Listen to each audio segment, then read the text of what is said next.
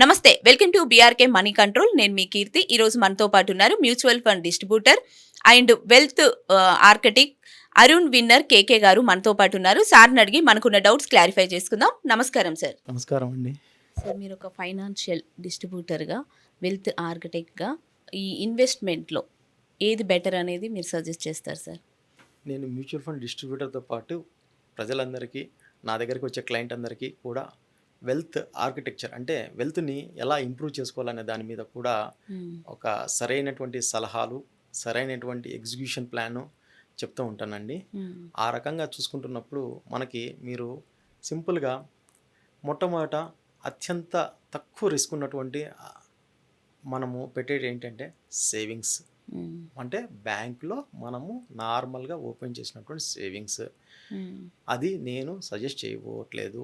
ఎందుకు అంటే normal bank savings అనేది ఏంటవుతుంది అంటే మీకు లాస్ట్ ఒక 13 ఇయర్స్ అనుకుంటాను, మీకు 3% మాత్రమే యాన్యువల్గా మీకు పే చేయడం జరుగుతున్నారు. అది ప్రతిరోజు ఆ 3%ని ప్రతిరోజు మీరు డివైడ్ చేసి ఇవ్వట్లేదు, ఒక క్వార్టర్కి ఒకసారి మాత్రమే డివైడ్ చేసి ఇస్తున్నారు.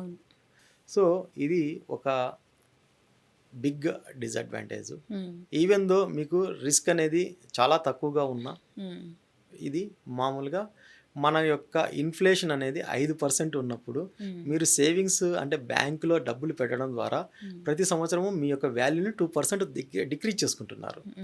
అంటే మీరు రేట్లు పెరిగినప్పుడు మీకు బ్యాంకులో దాచుకున్న సొమ్ము మీకు ఉపయోగపడడం లేదు అని దాని అర్థం. So first asset class. దీని గురించి ఇంకా డీటెయిల్డ్గా చెప్పాలని ఉంది, కానీ సమయాభావం వల్ల నేను నెక్స్ట్ అసెట్ క్లాస్కి వెళ్తున్నాను. నెక్స్ట్ వచ్చేసి మనకు ఫిక్స్డ్ డిపాజిట్లు, రికరింగ్ డిపాజిట్లు మాత్రం. ఈ ఫిక్స్డ్ డిపాజిట్స్, రికరింగ్ డిపాజిట్స్ ఏ రకంగా ఉంటాయంటే, సో మనం ఒక సపోజ్ 5 ఏళ్ళు 1,00,000 రూపాయలు మీరు ఫిక్స్డ్ డిపాజిట్ వేశారనుకుందాం. దాని అర్థం ఏంటంటే మీరు ఒక లిక్విడిటీని మీ దగ్గర తగ్గించుకొని బ్యాంకుకి 1,00,000 రూపాయలు మీరు లిక్విడిటీ ఇస్తున్నారు. బ్యాంకు తన యొక్క ఇతర మార్గాల ద్వారా, అంటే వాటిని లోన్స్గా ఇవ్వడం ద్వారా కానీ, లేదా అదర్ అసెట్ క్లాసెస్ అంటే లిక్విడ్ ఫండ్స్లో కానీ, డెట్ ఫండ్స్లో కానీ, మ్యూచువల్ ఫండ్స్లో కానీ ఇన్వెస్ట్మెంట్ చేయడం ద్వారా దాదాపు 18% నుంచి 20% సంపాదించుకుంటుందండి. మీకు ఇచ్చేది 6% అండి. సో మీకు ఇచ్చినటువంటి అండ్ మీరు ఎన్ని ఏండ్లు ఎక్కువగా బ్యాంకులో ఫిక్స్డ్ డిపాజిట్ల రూపంలో, రికరింగ్ డిపాజిట్ రూపంలో మీరు దాచుకుంటే అంత ఎక్కువగా బ్యాంకుకి ఆదాయం వస్తుంది, మీకు మాత్రం మీ ఆదాయం తగ్గిపోతుంటుంది. అంటే ఇప్పుడు 5% ఇన్ఫ్లేషన్ ఉన్నప్పుడు 6% మీకు ఇస్తున్నప్పుడు మీకు నెట్ ఎంత అండి? అంటే ధరల పెరుగుదల అనేది ఆన్ పేపర్, కానీ యాక్చువల్గా ఇంకా ఎక్కువ పెరుగుతుంటుంది. మీరు దీన్ని ఎగ్జాంపుల్గా మీరు చెప్పాలనుకుంటే, ఒక టీ లాస్ట్ ఇయర్ వచ్చేసి 10 రూపీస్ ఉంటే ఈ సంవత్సరం 12 రూపీస్ అయిందంటే ఇంక్రిమెంట్ వచ్చేసి 20% కదా. కానీ మీకు ఇక్కడ 6% మాత్రం పెరిగితే మీరు ఆదాయాన్ని సంపాదించుకుంటున్నారా, ఆదాయాన్ని కోల్పోతున్నారా?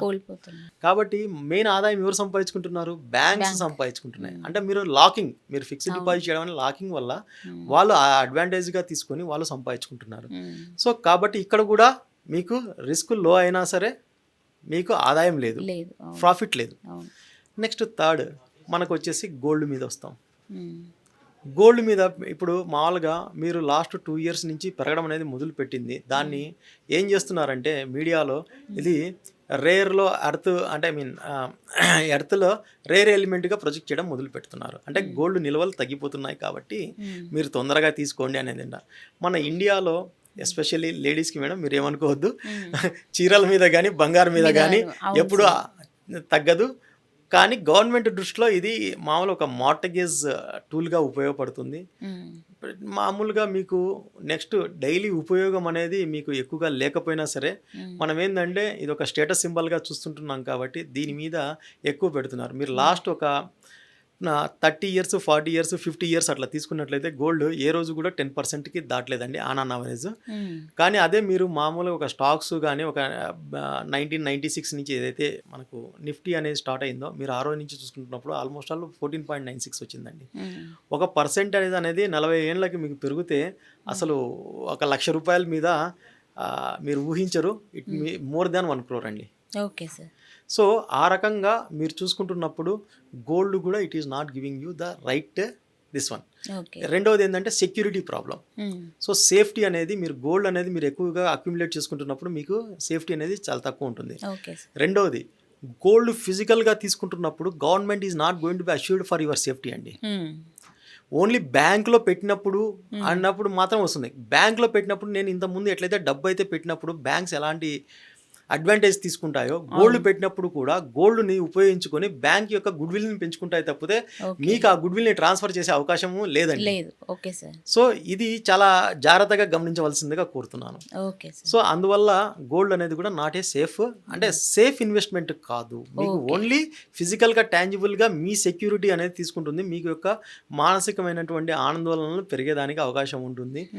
ఈ యొక్క మీరు ఎప్పుడు కూడా గోల్డ్ని తీసుకున్నప్పుడు దాన్ని రక్షించుకోవాలన్నటువంటి ఆతృత ఉంటుంది తప్పితే దాన్ని బిజినెస్ చేసుకోవాలన్నటువంటి ఆతృత ఉండదు. సో దీనివల్ల ఏమవుతుందంటే మీ ప్రాఫిటబిలిటీ అనేది తక్కువ చేయడానికి అవకాశం ఉంటుంది. Next coming back to the మామూలుగా రియల్ ఎస్టేట్ అండి. మీరు రియల్ ఎస్టేట్ అనేది ఒక ఫీల్డ్ అంటే మొత్తం ఒక సెక్టర్గా చూసుకుంటున్నప్పుడు ఎప్పుడు ఏం చేస్తున్నారంటే రియల్ ఎస్టేట్ అనేది 3-4 వాల్యూస్ మీద డిపెండ్ అయి ఉంటుందండి. ఫస్ట్ ఏంటంటే మీరు ఒక రియల్ ఎస్టేట్ అనేది ఎప్పుడు పెరుగుతుంది? ఫస్ట్ అర్బన్ ఏరియాలో ఎక్కువ పెరగడానికి అవకాశం ఉంటుంది. అదే విలేజ్ ఏరియాలో అండి పెరగడానికి అవసరం లేదు. మీకు ఇంతకుముందు చెప్పినట్లుగా ఎలక్షన్స్కి ముందు ఒక 6 నెలలు, ఎలక్షన్ తర్వాత ఒక 6 నెలలు, ఎందుకంటే లిక్విడ్ అనేది అవసరం కాబట్టి రియల్ ఎస్టేట్ని ఎక్కువగా ప్రొజెక్ట్ చేయడం, మీడియా ప్రొజెక్ట్ చేయడం వల్ల దాంట్లో రియల్ ఎస్టేట్లో ఎక్కువ లాభాలు వస్తున్నాయేమో అని చెప్పేసి తెలియక చాలా మంది దిగుతున్నారండి. ఇట్ ఈస్ చాలా మందికి ఇన్వెస్ట్మెంట్ కాకుండా ట్రేడింగ్ చేయాలని చెప్పేసి, అంటే ఈరోజు నేను కొనుక్కొని రేపు లాభానికి అమ్ముకోవాలన్నటువంటి ఈ యొక్క ఆశతోటే ఎక్కువ మంది రియల్ ఎస్టేట్లో చిక్కుకుపోతున్నారండి. ఇట్స్ నాట్ ఏ లిక్విడ్ అండి. లిక్విడేషన్ చేయడానికి అంత ఈజీ కాదండి ఫస్ట్ థింగ్. రెండవది వచ్చేసేసి డిమాండ్కు తగ్గట్టు ల్యాండ్ ఎట్లా ప్రొజెక్ట్ చేస్తున్నారంటే మామూలుగా ల్యాండ్ దొరకదేమో అనే ప్రొజెక్ట్ చేస్తున్నారండి. బట్ అన్ఫార్చునేట్లీ మన దేశంలో ల్యాండ్ హారిజెంటల్గా పెరగడానికి అవకాశం ఉంటుంది, వర్టికల్గా పెరగడానికి అవకాశం ఉంటుంది. ఇప్పుడు బాంబే లాంటి నగరం తీసుకున్నప్పుడు వర్టికల్గా పెరగడానికి అవకాశం ఉంటుంది తప్పితే హారిజెంటల్గా లేదు. సో అక్కడ డిమాండ్ ఉందంటే మనం అర్థం చేసుకోవచ్చు. హైదరాబాద్ లాంటి నగరానికి 2 పక్కలు జరగదు. త్రిబుల్ ఆర్ పెట్టచ్చు, మామూలుగా ఇప్పుడు ఓఆర్ఆర్ జరుగుతుంది. త్రిబుల్ ఆర్ అంతే దాదాపు 340 కిలోమీటర్లు ఉంటుంది. ఇప్పుడు మామూలుగా రీజనల్ రింగ్ రోడ్డు అంటే అవుటర్ రింగ్ రోడ్డు వరకు రావడానికి దాదాపు 20 ఏళ్ళు పట్టినప్పుడు ఇంకా రీజనల్ రింగ్ రోడ్డు వరకు రావడానికి ఎన్ని ఏళ్ళు పడుతుందండి? సో దాదాపు ఇంకా ఒక 50 ఇయర్స్ పడుతుంది. ఎందుకంటే ఈ యొక్క 1.3 crores ఉన్నటువంటి జనాభా ఫ్లోటింగ్తో కలిపి 3 crores జనాభా అయినప్పటికీ కూడా ఇంకా అవుటర్ రింగ్ రోడ్డే అది కంప్లీట్ కానప్పుడు మీకు ఇంకా రీజనల్ రింగ్ రోడ్ అనేది it is going to be taking another 20-30 years అండి. దట్టు కూడా Hyderabad is not going to be benefited అండి. ఇది మామూలుగా ఆ చుట్టుపక్కల ఉన్నటువంటి గ్రామాల వాళ్ళు ఇనిషియల్గా ఇప్పుడు బెనిఫిట్ పొందొచ్చు, కానీ ఆ తర్వాత వచ్చేసేసి బెనిఫిట్ పొందడానికి అవకాశం ఉండదు అండి. ఎందుకంటే మీరు ఇప్పుడు ఒక ఎకరా వచ్చేసి ఒక ల్యాండ్ వచ్చేసి 1 crore రూపీస్ మీరు అమ్ముకున్నారు. మీకు 2 lakhsలో ఉండింది, మీ పేదల నుంచి వచ్చింది. గవర్నమెంట్ వాల్యూ 2 lakhs రూపీస్ ఉండేది, 1 crore అనేసి అమ్మేశారండి. అంటే మీకు 50 times ప్రాఫిట్ వచ్చిందండి. ఈ 1 crore మీరు అమ్మేసినటువంటి ల్యాండ్ కొనుక్కున్న పర్సన్ 50 కోట్లకు ఎప్పుడు అమ్ముకుంటాడు సేమ్ ప్రాఫిటబిలిటీ రావాలంటే? So how many years? This is the logic. So liquidity అనేది మీకు లిమిట్ అయిపోతుంటుంది. సో రియల్ ఎస్టేట్ వాల్యూస్ అనేది ఎట్లంటే అబ్నార్మల్గా పెరుగుతున్నప్పుడు లిక్విడిటీ అనేది స్టాగ్నేట్ అయిపోయినప్పుడు ప్రాఫిట్స్ అనేది ఫ్రీజ్ అవుతాయండి. సో ఇది అర్థమైన వాళ్ళు తనకు కావాల్సినటువంటి రియల్ ఎస్టేట్ ఎంతవరకు కావాలో అంతవరకు మాత్రమే చూసుకుంటారు తప్పితే అనవసరంగా పోయి ఎక్కువ ఇన్వెస్ట్మెంట్ చేయడానికి అవకాశం లేదండి. అలాగే మీరు లాస్ట్ 40 years నుంచి చూసుకుంటున్నప్పుడు రియల్ ఎస్టేట్లో హైదరాబాద్లో కానీ మొత్తం దేశం మొత్తం మీద కానీ ఈవెన్ బాంబేలో కానీ it is not crossing the 10% అండి. ఓకే. సో ఆ రకంగా మీరు చూసుకుంటున్నప్పుడు మీరు ఇట్ ఈస్ రియల్ ఎస్టేట్ అనేది కూడా కాదు.